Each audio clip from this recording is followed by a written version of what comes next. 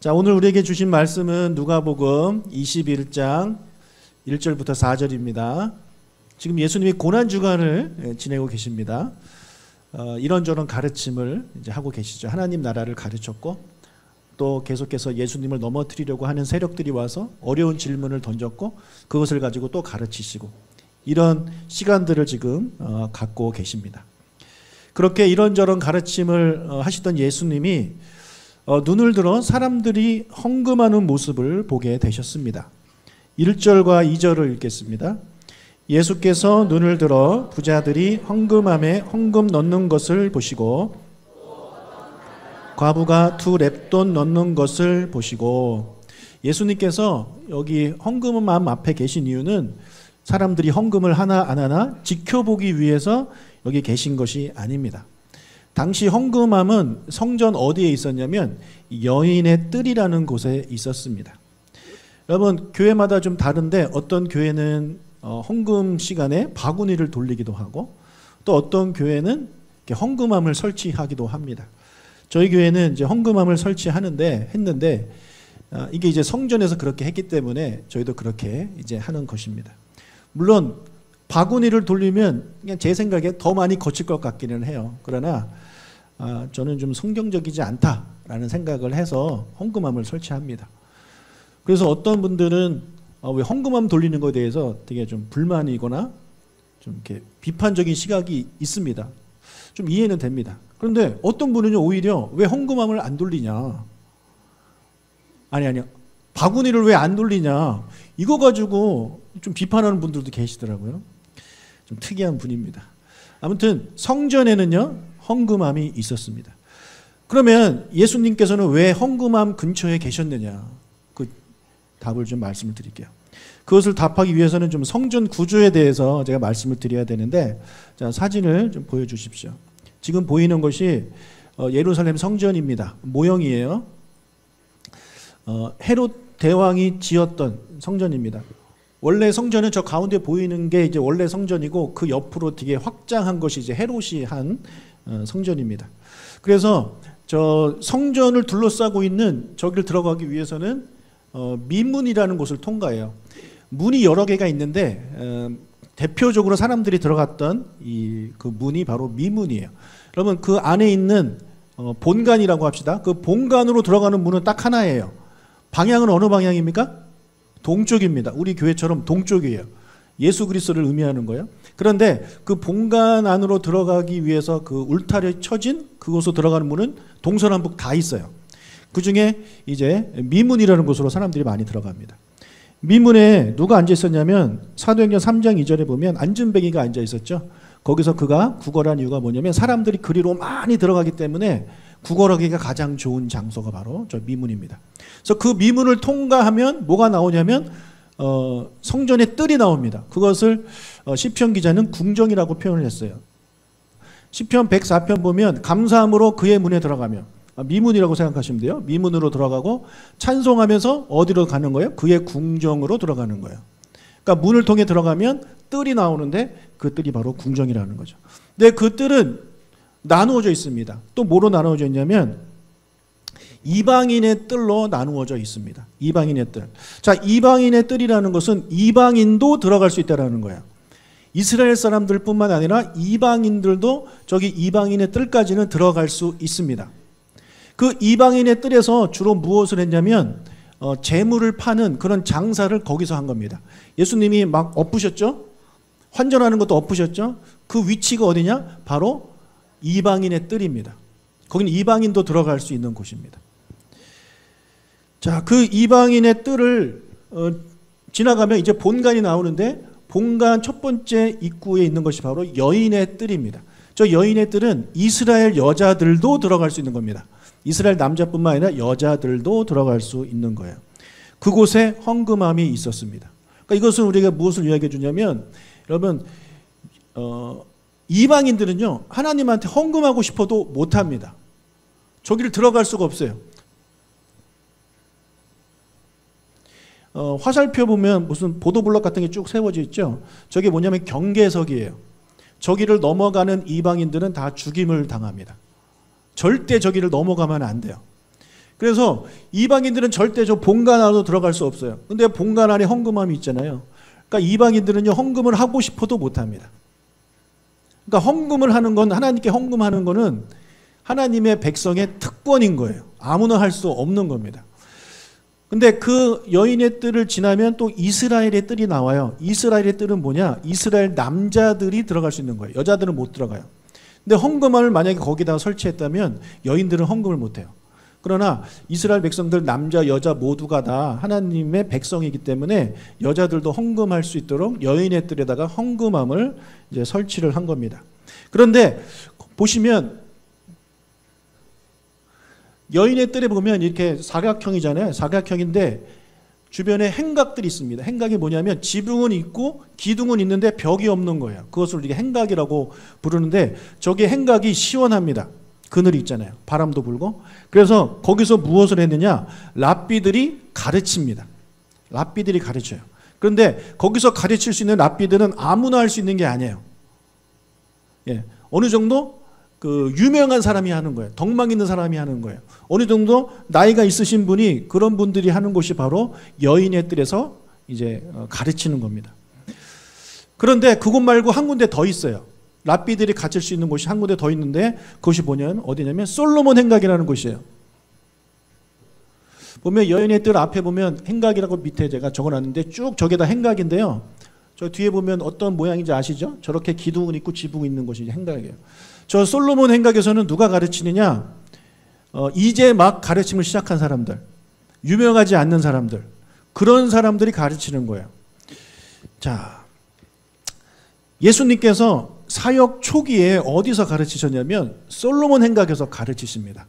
왜냐하면 예수님은 나이도 어렸고 그리고 아무도 모르는 뭐 어디서 뭐 누구 밑에서 배운 사람도 아니에요. 그러다 보니까 예수님이 가르칠 수 있는 곳은 바로 저기 솔로몬 행각입니다. 자, 그런데 지금 3년이 지나서 예수님이 지금 어디서 가르치고 계시냐면 여인의 뜰에서 가르치십니다. 이것은 무엇을 보여주는 거예요? 예수님의 그 랍비로서의 명성이 그만큼 올라갔다라는 거예요. 3년 전만 해도 저기 밖에서 가르쳤던 분이 이제는 유명한 사람들이나 가르칠 수 있는, 훌륭한 랍비들이나 가르칠 수 있는 곳에서 지금 예수님이 가르치고 있다라는 것입니다. 참고로 여러분, 솔로몬 행각은요, 초기 그리스도인들의 아지트입니다. 나중에 예수님이 승천하신 이후에 또 제자들이 가르치잖아요. 근데 제자들 역시 그 예수님의 사역 초기와 마찬가지로 이렇게 인정받지 못한 그런 랍비들이기 때문에 처음 하는 가르침이기 때문에 그들은 주로 솔로몬에서 가르쳤습니다. 그래서 솔로몬 행각이 초대교회의 그런 아지트, 일종의 교회가 된 것입니다. 자, 그곳에서 여인의 뜰에서 가르치다가 어떤 여자나 사람들이 와서 헌금하는 걸 보고 예수님이 지금 말씀을 하고 있는 거예요. 우리 교회도 제가 이렇게 설교하다 보면 사람들 헌금하는 게 보입니다. 제가 헌금 안 하나 지켜보는 게 아니라 어쩔 수 없이 보이는 거예요. 그런 장면을 여러분이 떠올리시면 되겠습니다. 여러분, 헌금을 하는데 오늘 본문을 보면 한 과부가 2렙돈을 헌금했다라고 나옵니다. 2렙돈. 이 렙돈은 가장 작은 동전 단위인데요. 지금으로 따지면 1,000원 정도라고 보시면 됩니다. 그러니까 2,000원을 헌금한 겁니다. 과부가 2,000원을 헌금하는 걸 보시고 예수님께서 이렇게 말씀하셨어요. 3절과 4절. 이르시되 내가 참으로 너희에게 말하노니 이 가난한 과부가 다른 모든 사람보다 많이 넣었도다. 저들은 그 풍족한 중에서 헌금을 넣었거니와 이 과부는 그 가난한 중에서 자기가 가지고 있는 생활비 전부를 넣었느니라 하시니라. 예수님은 전지전능한 분이시기 때문에 그녀가 얼마를 했는지도 알고 그게 그녀의 생활비 전부인 것도 아시는 거예요. 여러분, 2,000원이 이 여인의 생활비 전부였습니다. 자, 이 구절을 통해 당시 과부들이 얼마나 가난했는지 알 수 있죠. 이 2,000원이 한 달치 생활비인지 일주일치 생활비인지 아니면 하루치 생활비인지 알 수 없어요. 그러나 여러분, 하루치 생활비라 하더라도 여러분, 우리 하루에 생활비를 2,000원 쓰는 사람들 요즘 있나요? 정말 가난하다는 것을 우리에게 지금 보여주고 있는 것입니다. 그러면 이 구절을 읽으면서 예수님이 왜 이런 말씀을 하셨을까? 헌금을 하나님께 다 바쳐야 된다. 라고 말씀하고 있는 것인가? 아니면 부자들이 그 가진 것 중에 일부를 헌금했는데 그렇게 하면 안 된다 라는 것을 가르쳐 주기 위해서 예수님이 이 말씀을 하고 계신 것인가? 여러분, 하나님은요, 우리한테 모든 것을 바치라고 말하지 않습니다. 여러분의 재산을 다 바치라고 가르치지 않습니다. 그것은 이단들이나 가르치는 것이지 예수님은 그렇게 가르치지 않아요. 예수님이 우리한테 무엇을 가르치냐면 너희들의 소득의 10분의 1만 바쳐도 정말 잘하는 거다라고 칭찬을 하시는 분이에요. 그런 분이 여기 와서는 아니야, 10분의 1은 부족해, 다 바쳐야 돼, 이렇게 말씀하고 있는 것이 아니라는 거죠. 자, 그러면 왜 이 말씀을 하셨느냐? 여러분, 이 구절을 읽으면서 어떤 생각이 드셨습니까? 이 구절을 읽으면서 어떤 생각이 드셨어요? 네? 이 여인만 생각해 봅시다. 이 여인한테 이제 포커스를 줘가지고 이 본문을 읽으면서 어떤 생각이 드셨나요?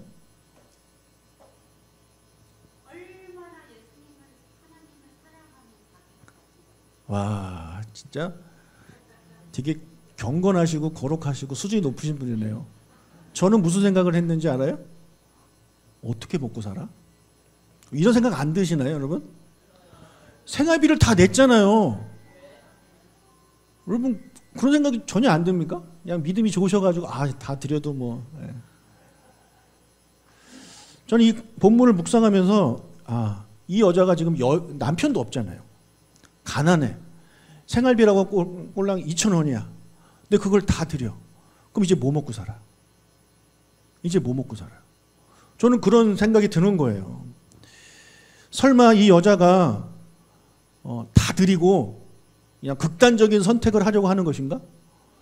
라는 생각도 해보게 되는 겁니다. 얼마든지 그럴 수 있잖아요. 그렇죠? 엘리야 때 뭐 그런 비슷한 일도 있었고.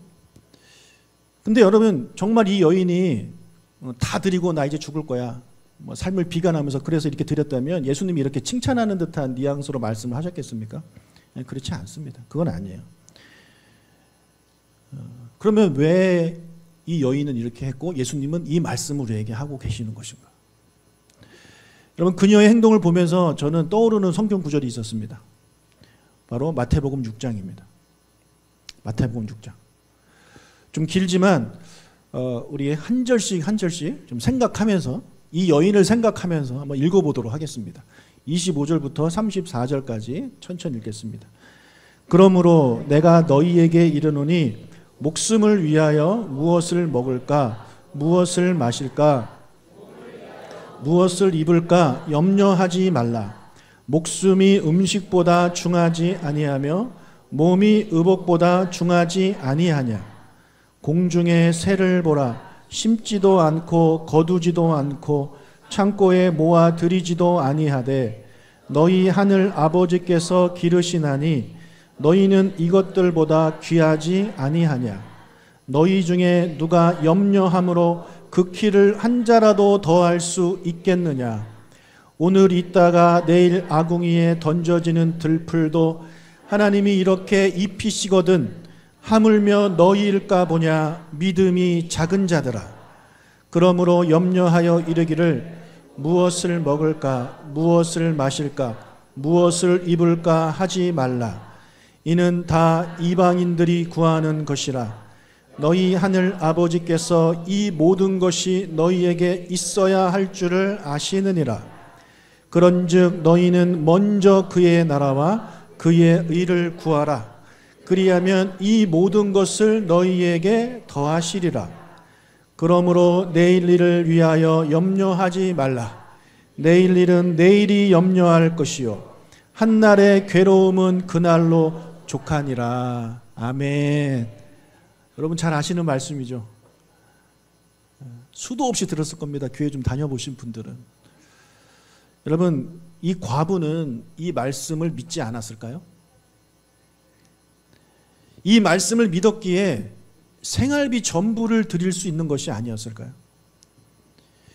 그리고 그런 믿음을 가졌기 때문에 예수님이 사람들 앞에서 이 여인을 칭찬하고 있는 것이 아니겠습니까?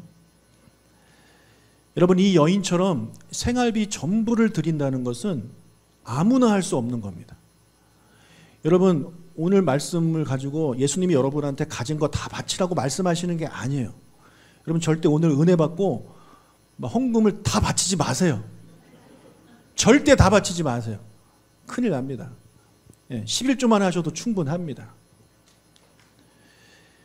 여러분, 우리는 이렇게 하지 못하잖아요. 왜 그래요? 우리 왜 이렇게 하지 못할까요? 우리 머릿속에는 염려가 가득하기 때문에 그렇습니다. 내가 이것을 드리면 나 이제 어떻게 먹고 살지? 이런 염려와 걱정이 우리한테 있기 때문에 하나님께 다 드린다는 것이 불가능한 겁니다. 자, 염려하면서 살아가는 그런 자들을 향해서 예수님은 30절에서 뭐라고 말씀하고 있냐면 믿음이 적은 자들아 라고 말씀을 하고 있는 거예요. 믿음이 적은 자들아. 여러분, 성경에 나오는 믿음의 대가들은요, 하나같이 염려하지 않는 사람들이었어요. 염려할 상황이 없어서 염려를 안 한 게 아니라 누가 봐도 염려할 수밖에 없는 그런 상황인데도 그들은 염려하지 않았어요. 그들을 향해서 믿음이 있다라고 성경은 이야기를 하고 칭찬하고 있는 겁니다. 아브라함, 믿음의 조상이죠. 하나님이 아브라함한테 아들 이삭을 바치라고 명령했습니다. 그것도 번제로 바치라고 말씀했습니다. 여러분, 이 말씀을 들었을 때 아브라함 마음속에 염려가 안 생겼겠습니까? 이게 염려스럽지 않은 일인가요? 그 무엇보다도 가장 염려스러운 일이 바로 이겁니다. 아들을 바치라는 거예요. 그런데 아브라함은요, 염려하지 않고 바로 순종합니다. 오히려 그 다음날 아침 일찍 일어나서 이삭을 데리고 갑니다. 왜 그것이 가능했느냐? 이삭을 바치라고 말씀하시기 그 전에 하셨던 하나님의 말씀을 그가 믿고 기억하는 거예요. 내가 이 이삭을 통해서 큰 민족을 이루겠다라는 그 하나님의 말씀을 믿었어요. 그 말씀을 믿었기 때문에 이런 하나님이 명령을 하셔도 그는 염려하지 않는 거예요. 하나님이 알아서 하실 것이다. 그런 믿음을 가지고 그가 간 것입니다. 여러분, 다니엘 바벨론의 포로로 잡혀갔죠. 그러나 그곳에서도 그는 하나님을 신뢰하며 살았습니다. 그러나 기도하지 말라는 그런 왕의 법령을 내려진 것을 알면서도 그는 하나님께 기도하죠. 그래서 그가 어떻게 됩니까? 사자굴로 던져져 버립니다. 그것도 오랜 동안 굶주린 사자굴로 던져져 버려요. 여러분, 염려할 만한 상황 아닌가요? 내가 사자굴에 빠져야 돼요. 얼마나 염려스러운 상황이에요. 그걸 알면서도 그는 염려하지 않고 기도합니다. 하나님을 믿고 신뢰하는 거예요. 요셉, 형들에게 팔려서 애굽의 노예로 보내줬고 또 억울하게 감옥까지 갔습니다. 여러분, 17살 때 일입니다. 그 어린 나이에 얼마나 절망스럽고 염려할 만한 그런 상황입니까?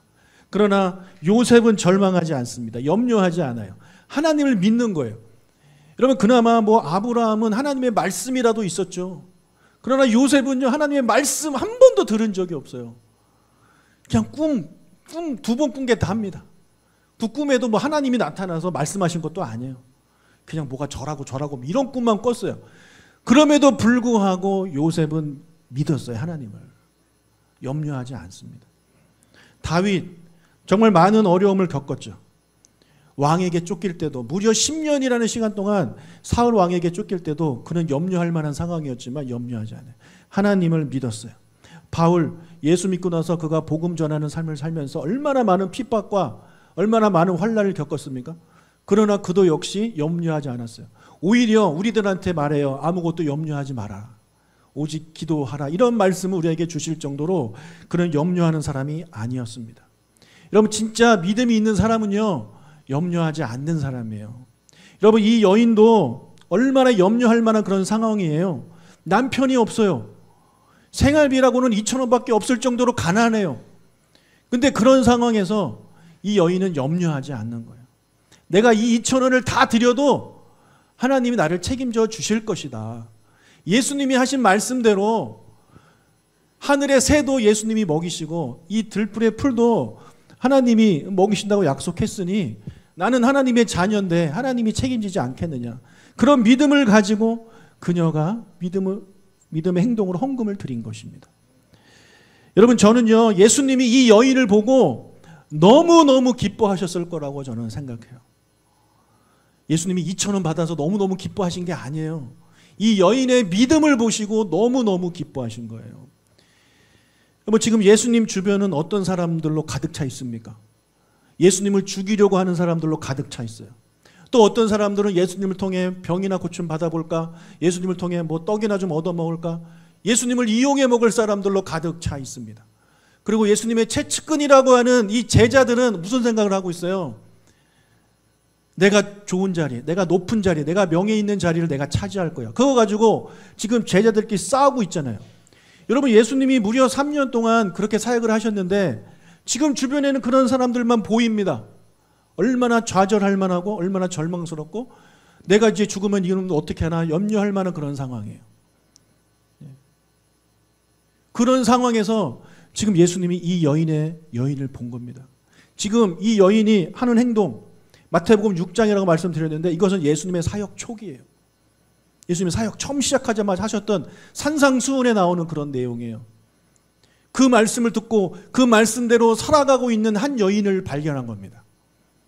지금 내 주변에는 그렇지 않고 나를 이용해 먹고 나를 배반하고 나를 팔아먹고 이런 놈들만 가득한데 보이지 않는 곳에서 그 예수님이 가르쳤던 말씀을 가지고 묵묵히 살아가고 있는 그 한 여인, 이름도 없고 아무도 주목하지 않는 그 한 여인이 그렇게 예수님 말씀대로 살아가고 있는 모습을 보면서 예수님이 얼마나 기뻐하셨을까요? 얼마나 위로가 되고 얼마나 큰 힘이 되셨겠습니까? 여러분, 가르치는 사람 입장에서 이렇게 살아가는 분을 보면 너무너무 기쁘고 행복해요. 여러분도 경험하실 거 아닙니까? 여러분의 자녀가 여러분이 가르친 대로 잘 자라보세요. 얼마나 기뻐요. 교회도 마찬가지예요. 제가 여러분 가르치고 설교한 대로 누군가가 살아가는 모습을 볼 때 저는 너무너무 기쁘고 행복합니다. 예수님도 마찬가지라는 것이요. 여러분, 히브리서 기자가 이렇게 말을 했어요. 히브리서 11장 6절을 읽겠습니다. 믿음이 없이는 하나님을 기쁘시게 하지 못하나니 하나님께 나아가는 자는 반드시 그가 계신 것과 또한 그가 자기를 찾는 자들에게 상 주시는 이심을 믿어야 할지니라. 믿음이 없이는 하나님을 기쁘시게 하지 못합니다. 아멘. 이 말은 무엇이 있어야 하나님을 기쁘시게 한다는 거예요? 믿음이 있어야 하나님을 기쁘시게 한다는 거예요. 여러분, 여기서 말하는 믿음은요, 구원에 이르는 믿음이 아니에요. 우리가 믿음을 생각할 때 두 가지를 생각하셔야 돼요. 첫 번째 믿음은 뭐냐? 구원에 이르는 믿음이에요. 예수 그리스도를 나의 구주로 믿는 그 믿음을 가진 자는 하나님의 자녀가 됩니다. 아멘? 그런데 그 믿음을 가졌다고 해서 하나님이 기쁘시다고 말씀하시는 게 아니에요. 예수님을 믿음으로 하나님의 자녀가 된 자들이 이제 하나님을 아버지로 정말 믿고 신뢰하면서 살아가는 그 믿음을 말하는 거예요. 여러분, 교회를 다녀요. 예수님 믿어요. 구원 받았어요. 그럼에도 불구하고 이 믿음이 없는 분들이 너무나도 많습니다. 하나님을 아버지로 진짜 믿지 못해요. 입술로는 고백을 하는데 진짜 믿지 못하는 거예요. 내 삶은 하나님을 전적으로 신뢰하지 않아요. 내가 믿는 건 다른 데 있어요. 내가 믿는 건 돈에 있어요.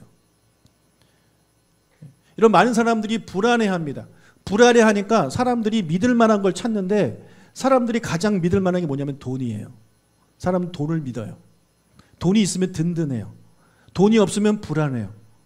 그래요, 안 그래요, 여러분? 통장에 좀 두둑히 쌓여 있으면 행복하죠. 그래 본 적이 없습니까? 그렇죠. 그래 본 적이 없죠. 생각해 보니까. 네, 그럴 것 같아요. 네. 근데 우리 그 반대는 항상 경험하잖아요. 통장에 돈이 없어요. 불안하죠. 그렇잖아요. 믿지 않는 사람들이 그렇고 우리도 그래요. 솔직히 말하면. 네. 그러니까 우리는 인간들은요, 돈을 믿습니다. 돈을 신뢰합니다. 돈이 그들의 아버지예요. 네. 그래서 돈 있는 아버지한테는 자식들이 또 잘합니다. 근데 돈 없는 아버지한테는 자식들이 잘 안 합니다. 왜요? 아버지한테 잘해봐야 받을 게 없거든요. 진짜 나쁜 놈들 많아요. 네.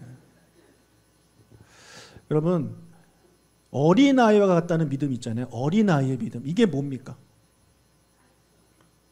이게 이것과 연결이 되는 거예요. 여러분, 우리가 자녀를 키울 때 갓난아기, 어릴 때 아이들이 엄마 아빠만 있으면 돼요. 엄마 아빠만 있으면 돼요. 막 이렇게 놀다가도, 재밌게 놀다가도 엄마 아빠 안 보이면 울어요. 근데 엄마 아빠가 있으면 애들이 안 울어요. 그렇죠? 그게 어린아이 같은 믿음이에요. 근데 아이들이 점점 자라면서 엄마 아빠가 있어도 울어요. 엄마 아빠가 있어도 울어요.